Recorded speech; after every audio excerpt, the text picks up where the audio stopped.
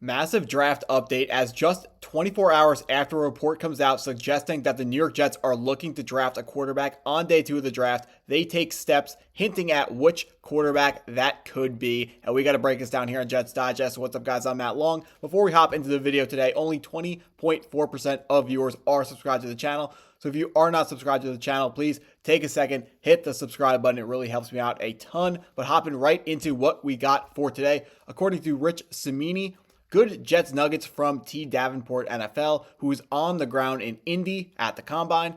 Jets quarterbacks coach Charles London put Alabama quarterback Jalen Milroe through a workout while other quarterbacks were running.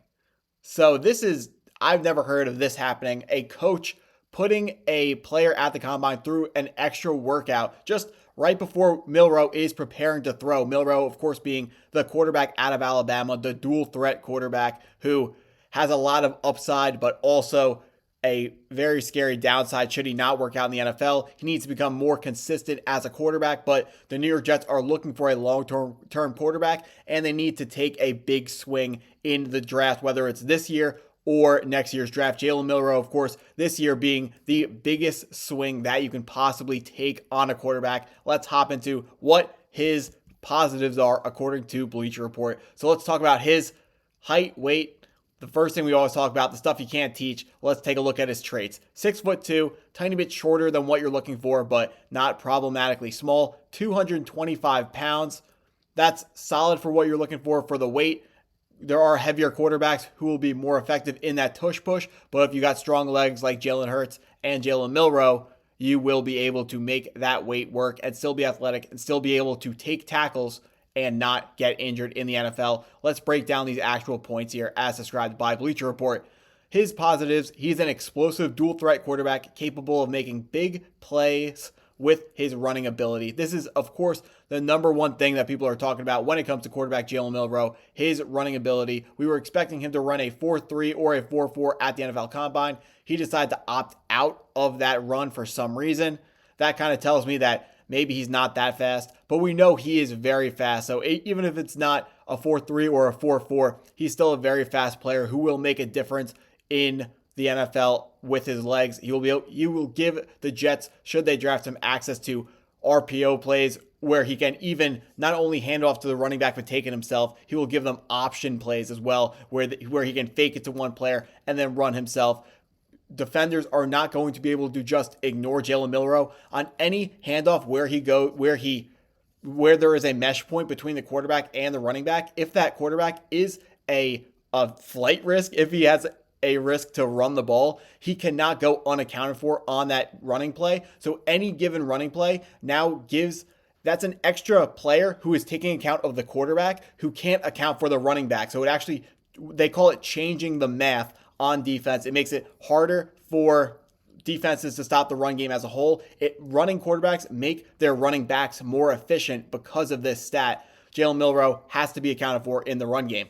Also has a dynamic arm talent to push the football vertically and outside the numbers. Jalen Milroe has a strong arm. He is being called Jalen Hurts with a jetpack and a rocket of a right arm. He is capable of making these throws outside the numbers that some quarterbacks struggle with. We see Shedeur Sanders didn't even throw at the Combine because he knew that he was going to come off looking poorly because next to these quarterbacks, he doesn't have the arm strength to keep up with these guys, and the balls would be dying on him, but not Jalen Milroe. Jalen Milroe is the guy who has the arm strength to make every NFL throw. The thing he's got to do is just make them more consistently. His accuracy, kind of all over the place at Alabama. That would be expected to continue in his first couple years in the NFL. Definitely has to put in work on his accuracy. He's a well-built and proportionate frame with tremendous play strength.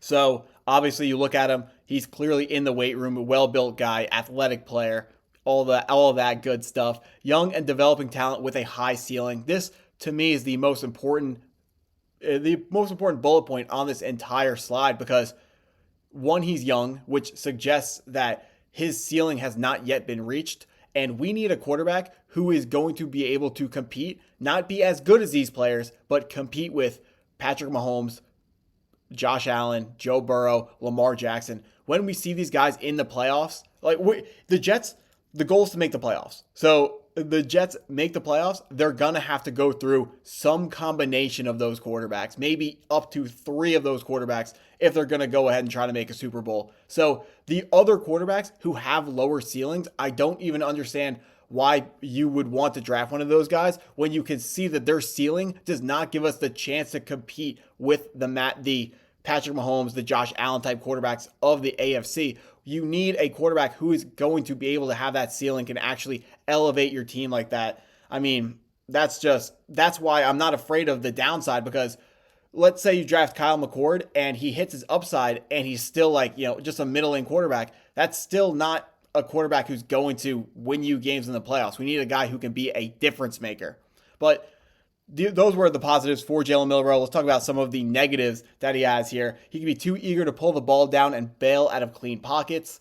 Yeah, this is something that we're going to pair this with actually the 4th bullet point here, which is feeling and sensing pressure while in the pocket. Jalen Milroe has to get a better feel for pressure when he's in the pocket. When he takes a snap, looks downfield, looks at his first guy, and sometimes he will like to tuck the ball down and run right there, which is a problem that a lot of young running quarterbacks have. So that's nothing that can't be coached out of him. Also, he has to get a better feel for sensing pressure, which is just knowing that there's a guy blitzing behind, or there's a guy coming behind him, putting pressure on him, and knowing where to stand in the pocket, how to move in the pocket effectively, where he can still keep his eyes down the field and keep his footwork correct. So if a guy does break open, he's going to be able to make that throw on time, and he's not going to bail out of the pocket and then have to make a throw on the run, which is, of course, going to be more difficult than throwing in the pocket.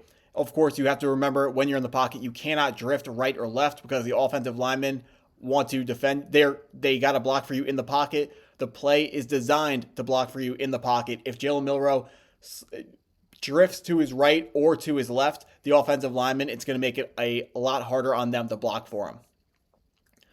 Number 1 negative here is illustrated by the 2nd bullet point. Consistency in trusting his eyes against defensive coverages. Honestly, you could boil this bullet point down to just the word consistency, and that would be the number 1 thing that he's got to work on. All the flashes of positive stuff are there for Jalen Milroe. The problem is they just don't happen on a consistent enough basis. This year, Alabama was a good enough team to win the national championship, but there were games where Jalen Milroe just didn't have anything. Like we saw against Michigan, throwing interceptions, just dropping snaps, just plays that quarterbacks really shouldn't ever be making. But at the same time, you know what's possible when he is able to have a guy open down the field. You know he's going to be able to make that big time throw. If he has a running lane, you know he's going to make the defense pay for leaving him open. It's just got to be more consistent.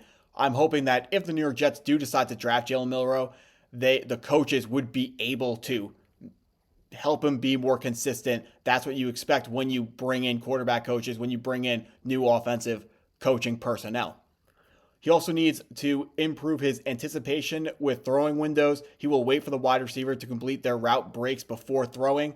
Anticipation being one of the most important things that you need to learn how to do in the NFL. You got to throw with anticipation, that is, because you can't wait for guys to be open. The windows in the NFL close too fast, and if you're waiting for guys to be wide open, that's just too late. If you're waiting for a guy to be wide open, by the time you see him open and you make the throw, a defender is also going to notice him wide open, and he's going to be able to make a play on that football. So you can't leave the guys wide open. So as a whole, Jalen Milroe,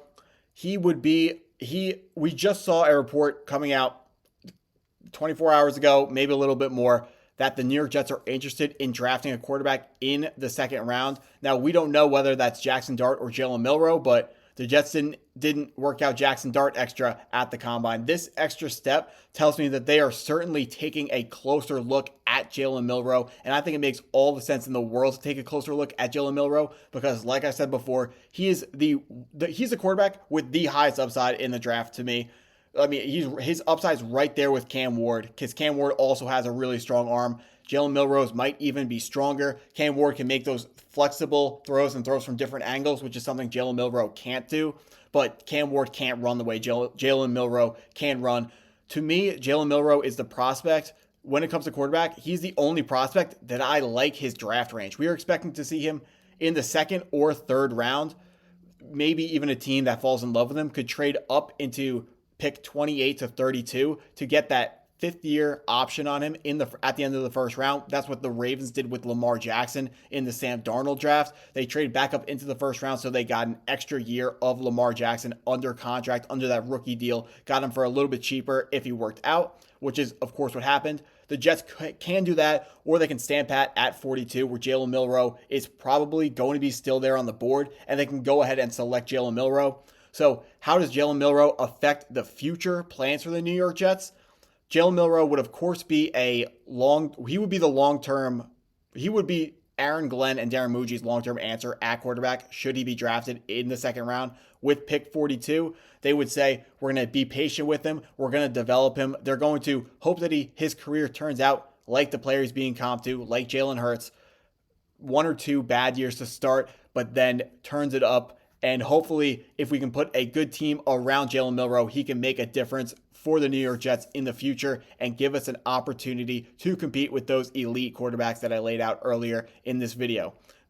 One thing to note, he does not take you out of the running for an elite quarterback in the 2026 draft. Even if you draft him 42nd overall, if the New York Jets earn the first or second overall pick next year and there is a quarterback whom they feel is an elite prospect, Jalen Milroe will not stop the New York Jets for a single second from going out and selecting that quarterback as well to compete with Jalen Milroe to, let's be honest, to supplant Jalen Milroe. So if you are a fan of the top end quarterbacks in the 2026 draft, this draft pick does not mean that we are not going to be going for those guys. Now, of course, if you are going for those guys, it would be better to draft a player in the second round who can help that quarterback, help give him the best chance to succeed, whoever that is. But if the New York Jets decide Jalen Milroe is the guy, we might be able to see, and he might end up being the guy. I would be excited to see it, a lot more excited than a round 3 to 7 dart throw. Just going to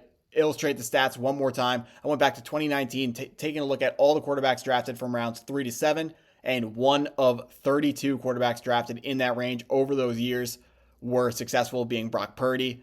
It's not a good dart throw. Those draft picks are mostly wasted draft picks. Jalen Milroe is the guy in day 2 of the draft who you can sell me on because of that upside, and someone who I think Jets fans can be very excited about if the New York Jets go out and decide to draft him. But that's what I got for the video today. So if you stuck around this long, thank you for watching the video. Please hit the like button, and as always, go Jets.